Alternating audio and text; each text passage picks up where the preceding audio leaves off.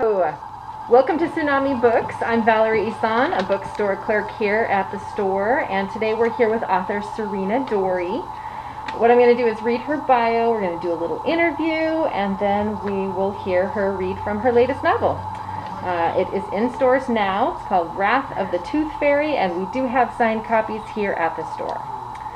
Sarina Dorie has sold over 170 short stories and has over 50 novels published, including her best-selling series Wombi's School for Wayward Witches.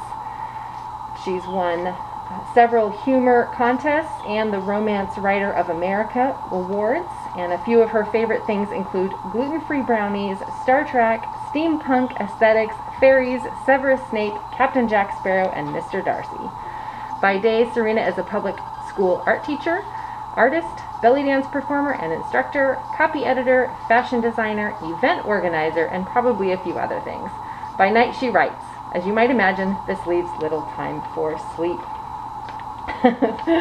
Welcome to Tsunami. Thanks for having me. So what is your favorite part about being an author?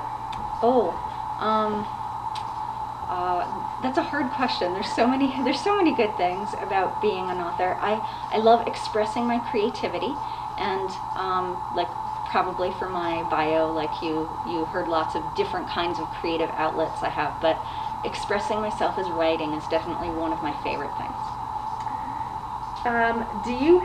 You are such a prolific author. Do you have a favorite series of your own that you've written that you like the best? Whatever the last thing I wrote is usually the favorite. So when I just got done with this is my favorite book. When I got done with the Wombi series, that was my favorite series. I'm starting to launch a new series at the end of October called the Vega Bloodmire Wicked Witch series, and the books have titles like Ghoul Friend and Ghoulish Charms and Ghoul Power, and right now that's my current favorite. So if someone is new coming to your writing, to your work, what would you recommend that they start with? I think starting with the first book in the first series is always the best. So if someone was starting with a Wombi series, I would recommend Tardy Bells and Witches Spells.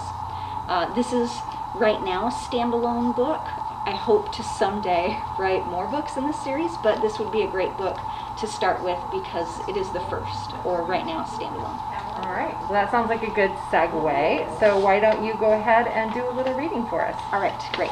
This is Wrath of the Tooth Fairy, and just a tiny introduction so you know what it's about. She's a fairy godmother in tooth fairy clothing. He's a boogeyman, too nosy for his own good. Together they'll take down corruption in the magical world or join it. This is an excerpt from Chapter 1. Despite the need to follow rules, especially now, I couldn't suppress the fairy godmother in me. It looked like I was alone.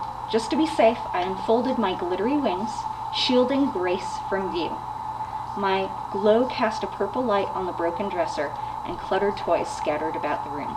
I closed my eyes, waved my wand over my hand, imagined the child-sized tube of fluoride, toothpaste, and soft-bristled, extra-small toothbrush that were in my closet at home, and transferred them to my outstretched palm. If a human had been watching, I'm sure she would have thought I'd created the toothpaste out of thin air. Contrary to popular belief, fairies can't make something out of nothing. The laws of physics apply to us too. I placed the toothbrush and toothpaste under Grace's pillow. It wasn't like I did this for all my clients. I'd never be able to pay rent if I did, but there were times it was hard to ignore the impoverished state of those on my route. A creak sounded from the closet. The faint rustle and crunch that followed made me turn. A shadow cast on the wall by the nightlight crept toward me. I froze, afraid my cover had been blown.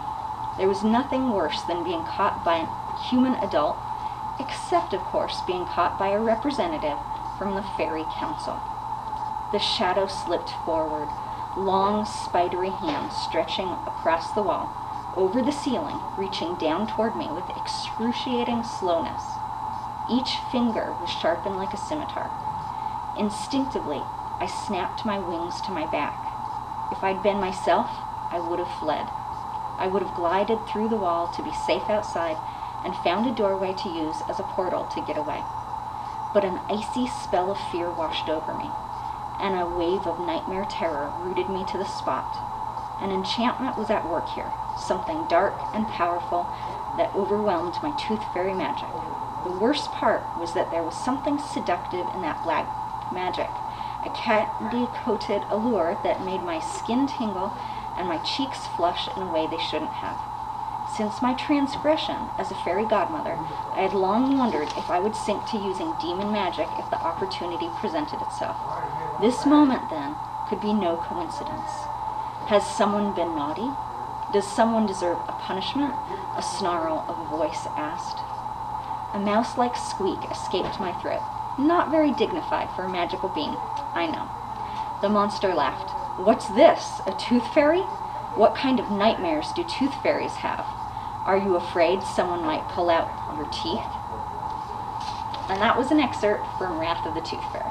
Thank you for joining us today, Sarina. You can find more about Sarina on her website, sarinadorie.com. The title of the book is Wrath of the Tooth Fairy, and we do have signed copies in the store. Thanks for joining us at Tsunami Books.